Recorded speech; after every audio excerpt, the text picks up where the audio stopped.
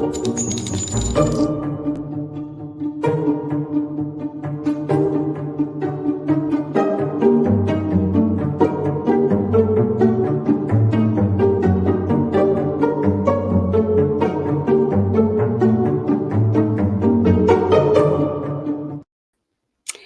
everybody, welcome to the True Crime Squad. I'm Christy Brower, and I am by myself because Katie is still traveling for softball tournaments. So, welcome to Wednesday night case updates. Y'all, there is a lot going on in the true crime world just today, and a lot since our update last week. So, thank you for being here with me. I appreciate that. Welcome to all of you who are here live in the chat. So much appreciated. And if you're here after the fact, we appreciate you too. I was thinking about what do I even say first? I guess I'll say Michelle Troconis, guilty on all counts. You guys, I got to tell you, I'm surprised. I am.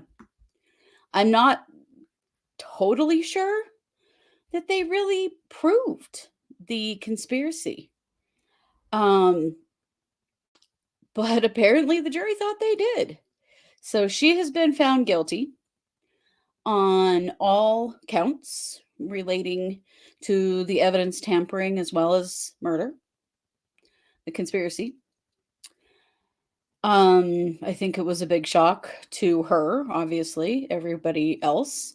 So the defense said that they are definitely going to be appealing. So what they did, oh, thank you. I'm glad you like my shirt. So the judge raised her bail to $6 million with the opportunity, hoping to, I think, keep her in jail during the appeal. But guess what, you guys? She made bail. She's out. She's out, and will be out through her appeal. That is wild. That does not happen very often. It's very strange to see someone convicted of conspiracy to commit murder who is not going directly to prison. Yeah, was it like $280K that she had to post?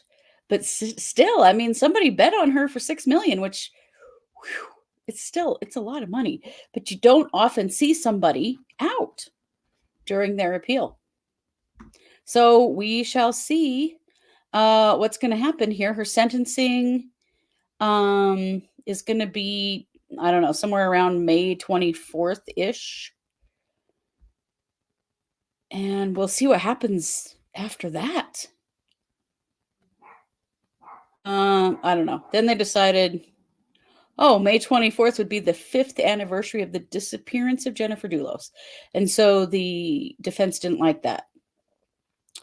So I'm not exactly sure when that sentencing is going to be, but it's coming up. Just wild. That was a wild trial.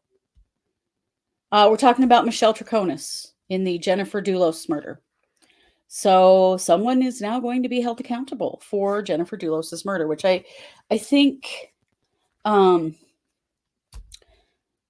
is a good thing for Jennifer's family. At least there's something. Right? And yeah, so right, agreed, Aaron. See, this is the thing. So states and judges are so different. But the in the Rust trial, Hannah Gutierrez was found guilty today and was taken directly into custody for involuntary manslaughter. So you just never know, right? Just depends on the judge you get, the state you're in. Crime is just not worth it because you just never know. So some other trials we were covering last week. Brad Compher. This is the Norrie Jones murder. This is a murder local to us. This is a murder that happened 20 years ago. And Brad Compher has been held in jail and hospitals for the last 10 years. He was found guilty on all counts. So that was another one that was a little iffy, but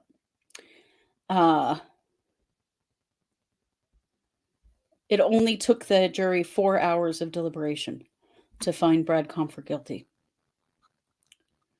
So, and he's already served 10 years. It'll be a lot more at this point. So we'll see what happens there. Sentencing will be April 30th. There will be potentially some victim impact statements that day. And, Brad went right back to jail where he's been for 10 years. So it was quite a red letter week last week. Every single trial that we followed last week, the defendant was found guilty on all charges, including Eligio Bishop, Nature Boy, the rape case. If you'll recall, he's the cult leader that was such a jackass to the judge and real difficult. He was found guilty on count 1, rape, count 2, false imprisonment, count 3, 4, 5, 3, 4, and 5, which were the disseminating of revenge porn after the rape. And he was sentenced immediately. The judge sentenced him to life without parole plus 10 years. So he's going away forever.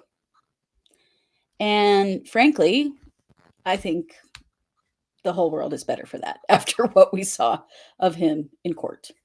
So those were the cases last week that we were following closely. Oh, yes, Wagner does have a hearing tomorrow. We'll see what happens with that. There's so much more happening right now, but let me tell you some of the things that we are following right now. There's some stuff going on in Kohberger, the Idaho 4 case. And that is that on record? Yes, that was Nature Boy, that guy. Oh my God. So the Kohberger, they are appealing his defense is appealing again on the grand jury indictment, and they are trying to take it to the Idaho Supreme Court. That's going to be a big deal, and it could yet again slow this down. We're still, things just continue to get slowed down in that trial. They're like, well, we're probably not going to have a trial till 2025, and it's probably going to be even longer than that. So we'll see. It depends entirely on if the Idaho Supreme Court takes up the case, and we don't know if they will. I don't know, man. I think that the court system in general is very hesitant to get involved in a grand jury indictment. They do not want any, right? So the grounds that he can appeal this on, is they felt like that some of the terminology used with the grand jury indictment was incorrect. Now, I think it's pretty much a given that it didn't matter, but they're going to push it more and more and more. Let's see. So that's why they're pushing it. It's all about the languaging. But I agree with you, Amanda, that this is just a defense attorney trying to stall this case. It is. I really will be surprised if the Idaho Supreme Court takes it up. I don't think they will. I don't think that they're going to mess with a grand jury indictment. And it would have to be really egregious for them to get involved, and it isn't. It's literally semantics is what they're arguing about. So that's happening. I feel like I'm going to talk really fast and this show is going to be really short. I don't mean it to be, but it's what's happening. Okay, next. Y'all remember Christopher Tapp. So Christopher Tapp is the man who served 20 years in prison for the rape and murder of Angie Dodge. This is an Idaho Falls, Idaho case, local to me. He served 20 years for Angie's murder. Some judges got involved, and a lot of people who felt like his confession was coerced. It was a big deal. He got out of prison early, just basically on early release. And then, lo and behold, the police released the fact that they had some DNA from that case that did not match Chris Tapp at all. And so then they had to exonerate Chris Tapp. Then they found Drip, the guy who did it, and he's currently serving prison time. So all of that happened. Christopher Tapp sued the city and the Idaho Falls Police Department. He was granted $11 million. And then he tried to just go live his life. Unfortunately, he had some problems in his marriage. And then his wife was killed in a car accident. So tragic. And then, if you'll recall, he died in Las Vegas. And it was originally deemed an accidental death. And about a month ago, the police came out and said, we're going to change that. We think this might have been a murder. And they now have a suspect in Christopher Tapp's murder. The suspect is a man named Daniel Rodimer. He's 45, and there was an arrest warrant issued for him today. So this guy, I'm going to show you a picture of him in a minute. He is a former professional wrestler. He also ran for Congress in Nevada in 2020, and he lost. And then he moved to Texas, apparently. So he was a contestant on, the show Tough Enough, which was a competition show. This was in 2004. It's a WWE thing. He also worked on the WWE Deep South wrestling brand. And he is now, we don't know what evidence the police have. This all came out today. I haven't showed the picture yet. I will show the picture in just a second. This all came out just today. So we don't know very much about this guy and what his motive may have been and what the police have on him that make them think that it is this guy that killed Chris Tapp. It's the most tragic situation. I mean, do any of you know somebody like that like everything, their life just seems to be tragic, no matter like tragedy after tragedy after tragedy befall them? Chris Tapp is always somebody that I have thought of in that regard. To think that he finally got out of prison after serving 20 years for a crime that he did not commit, only to be murdered.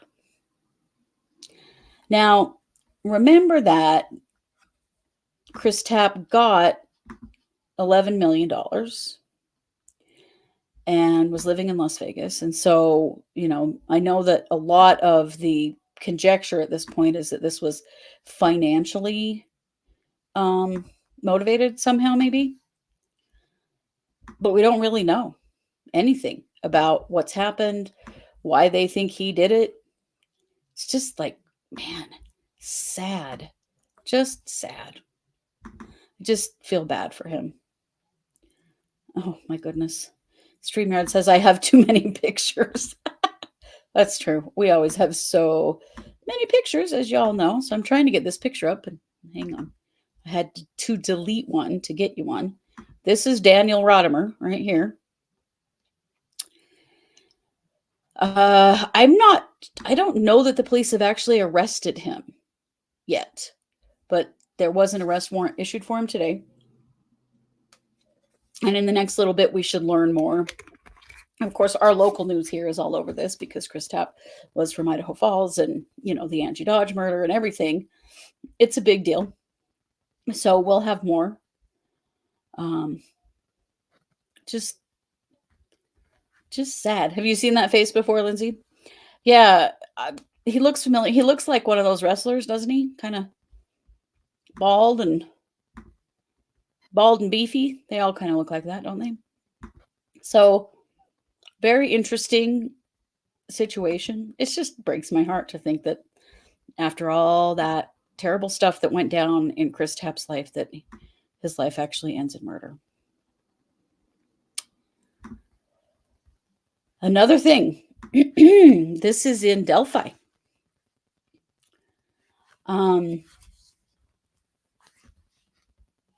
Delphi, this is big because I think we're seeing a shift in what's happening with the defense attorneys here. They have filed a motion for early trial. So apparently in Indiana, when you file for early trial, then that trial has to happen within 70 days of now. 70 days. So that's very fast. This is basically the same thing as speedy trial. We saw how that went with Lori Vallow and Chad Daybell, and what a big deal that can be as far as how a trial is done. So there are some exceptions that can cause delays, but there aren't very many of them. So it gives Judge Gull less control, which, yay, let's give Judge Gull as little control as possible. But here are some of the exceptions in Indiana law. There can be delays due to congestion of the court calendar, or some kind of an emergency that gets in the way. That can be, those days could be subtracted basically from the 70 days. The defendant is released from jail before the expiration of the 70-day period, so charges dropped. Or something that the defendant does delays the trial. But that is very small. That's a very small amount of things that the judge and the prosecution can do to slow that down. So here are some thoughts I have on that. First of all, I think they're recognizing what we've been saying and everybody's been saying, and I'm sure they've been thinking, is that they just need to get the trial over with so that they can appeal. Because when they appeal, it'll be a different judge. And then Judge Gull's bullshit will be right out there for the whole world to see with another judge who can look at this situation and go, holy shit, and deal with it in appeal, which we've thought for a while is probably going to be the only way to really deal with these problems. But here's the other question. Do they really have enough? The prosecution. What do they have? We have yet to see anything that definitively says Richard Allen killed Abby and Libby. They don't really have anything. So if they force this trial to happen really quickly and they throw this in front of a jury, is a jury going to look at this case and go, what have you got? Because they don't have much. So maybe there's an acquittal. Maybe they have to drop it within that 70-day period because they don't have anything. Or he gets convicted and they immediately move into appeals with a new judge. honestly, any of those things would be in Richard Allen's favor, I think. Christine, don't judges have each other's backs? Not necessarily. No judge is going to want to be complicit in another judge's bad behavior. Right, Joelle? Do they have anything else? What do they even have? I mean, they lied on the application for the arrest warrant. So what are they even going to have on him? We don't really know. I mean, there's so little, and there's not really anything that directly says for sure he killed Abby and Libby. So as far as we know, there's no DNA, fingerprints, stuff like that doesn't really exist. So this is really forcing the prosecution's hand, which I think is really the only thing that they can possibly do at this point is force their hand and see where it goes. And if he does get convicted, then they immediately move into appeals. So that's pretty interesting.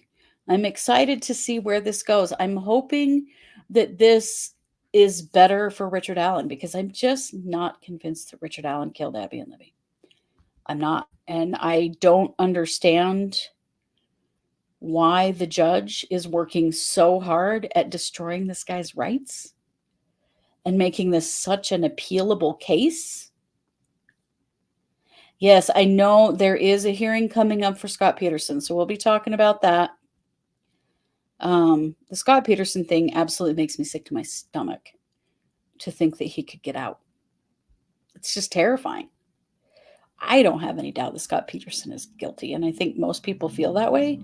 But man, some shit went down that shouldn't have gone down, and it's really showing how important it is that all of the rules are followed and that the defendant's rights are protected from the very beginning. Because if they are not, the Scott Peterson kind of stuff can happen. And it's scary. Right? Yeah. Who else had the motive to get rid of his wife and unborn child? It was him. We all know it was him. Let's see. What else did I want to tell you?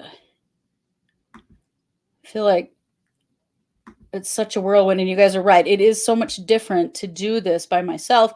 If you weren't here at the very, very beginning of the show, Katie is off doing softball tournament with her daughter.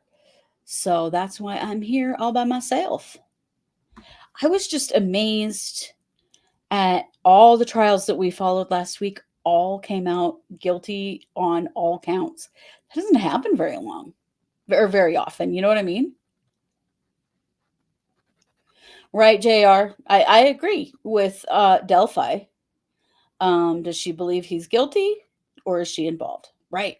I mean, like, what is really happening here in that case? Not really anything more on the Best trial other than that they are seeking the death penalty in that case. Oh, yes, Corey Bigsby trial did start Monday. I haven't had a chance to really follow that yet, but I will because that's a really important one to us because we've been covering poor little Cody Bigsby since he went missing. Oh, I know what the other one is. The jury is seated in the James Crumbley trial. They seated the jury today. So his trial is going to kick over to starting tomorrow. I am still amazed that he's going to go through with the trial. Is after his wife's conviction, like it's the same reason I'm amazed that Chad Daybell is trying to go forward. You know what I mean? Like, it just doesn't make any sense. Oh, Amanda, that is how you found us, Cody Bigsby. Oh, that's awesome. That case has absolutely broken my heart from the very beginning. I hate that case. It makes me so mad. Just like Harmony Montgomery and so many others. But this dad needs to pay for what he did to that little boy. So I will start following that. How long can the Crumbleys go to jail? Oh, trying to remember. Let me look it up. I remember talking about it when she was convicted, but I can't remember. Let's see. Let's look it up here. I hope it's forever, but it's probably not forever. Ethan is forever, as we know, although he is appealing his sentence of life, which I find really interesting after that huge weeks-long hearing they held to see if they could sentence him to life. So she has been found guilty of manslaughter times 4. Let's see. Trying to remember what the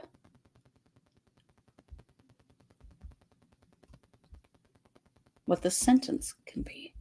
Sorry, guys. Usually one of us is doing this if we have a question that we don't know, while the other one's talking, and it's kind of hard to do that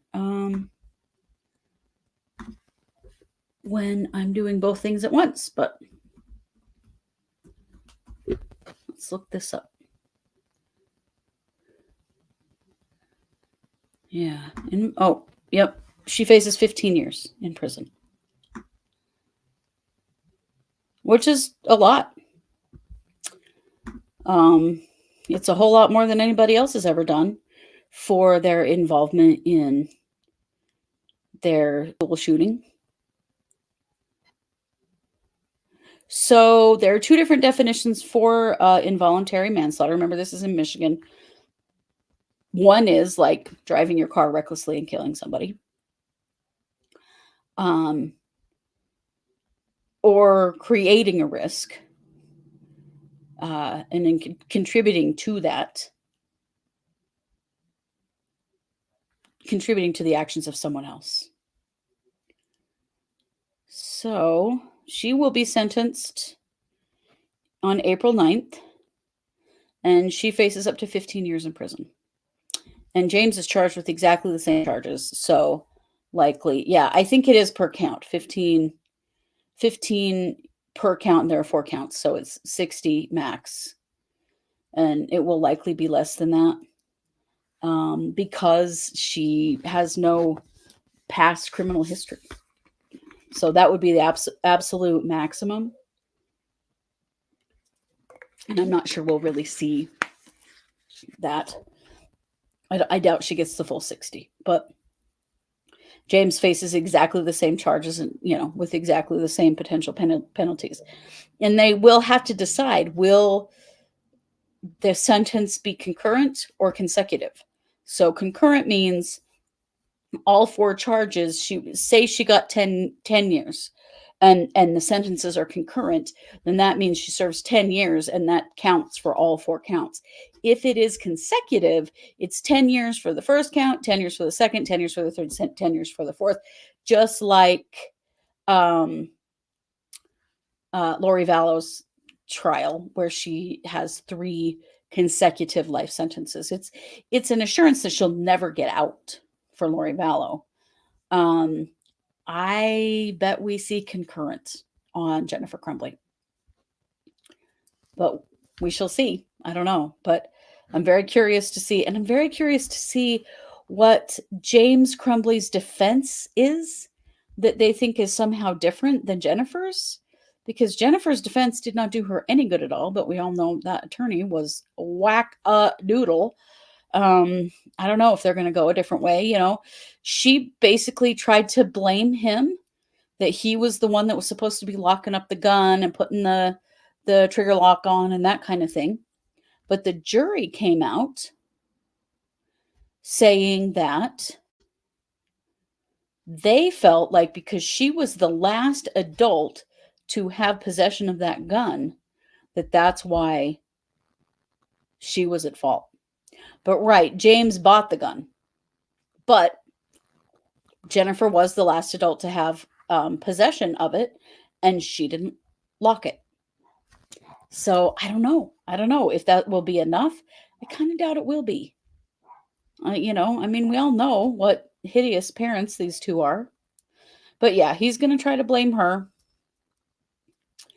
But I don't know. I don't really think it matters. They were both adults. They were both responsible for that gun, and they were both responsible for that child who was obviously struggling greatly, and they didn't notice or give a flying buck about how he was doing. So that's going to be very interesting to see where that trial goes.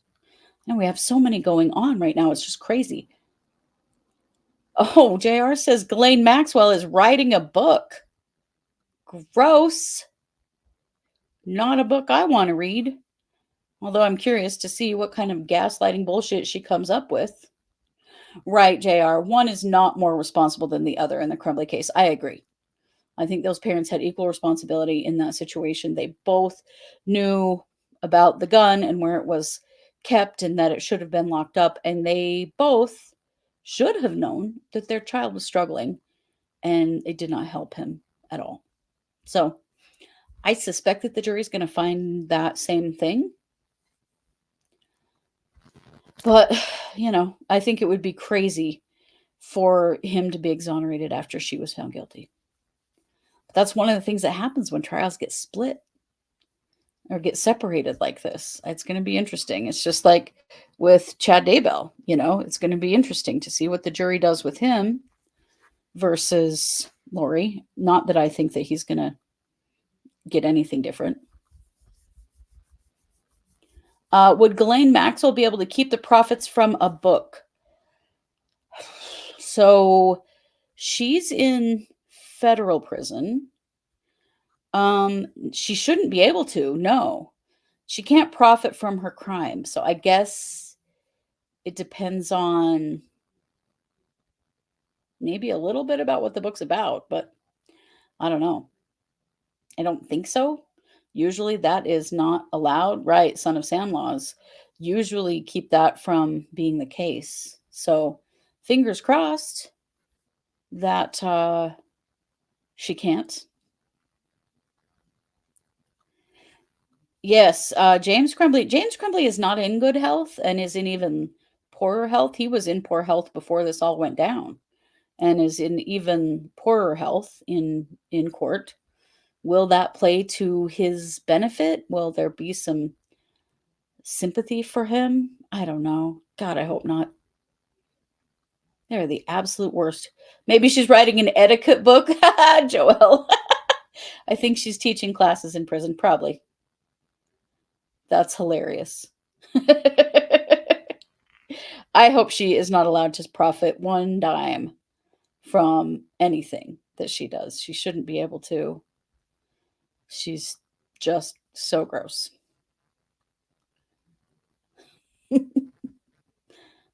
Might want to read the book, though, just out of curiosity. We'll see. So I think that is everything. Anybody have anything I haven't hit on? That is something that we follow. I think that's everything, but I have a new episode coming out for you tomorrow that I am calling a bizarre crime roundup because Madeline Soto. Yeah, Madeline Soto was found dead. That is very unfortunate. Very, very unfortunate. But tomorrow's episode is called Bizarre Crime Roundup because there have been some weird ass crimes happening in the last few days. Really weird. One of the main ones, all the body parts being found in parks in New Jersey. There have been arrests in that case now, and they think they have at least 2 victims. Terrifying. I'm going to tell you all about it tomorrow. I've been waiting to talk about that case because they just had barely arrested or Long Island. Yes, you're right, Long Island. They had just barely made arrests, and I wanted to give a little more information on the people that were arrested. They've arrested 4 people in that case. And they found body parts in like 3 or 4 different parks. Just people walking up, finding somebody's arm. I mean, it's awful. There's some other really kind of funny, terrible, bizarre things happening right now. So I'm going to talk to you about all of those. in my new episode tomorrow. And then we'll be back next week, and Katie will be back with me, and we'll be back on our usual schedule with the two of us together. And yes, and they all got released on ankle monitors because of bail reform. I saw that. I'm going to talk all about that and explain what the bail reform is and stuff tomorrow, because it is terrifying.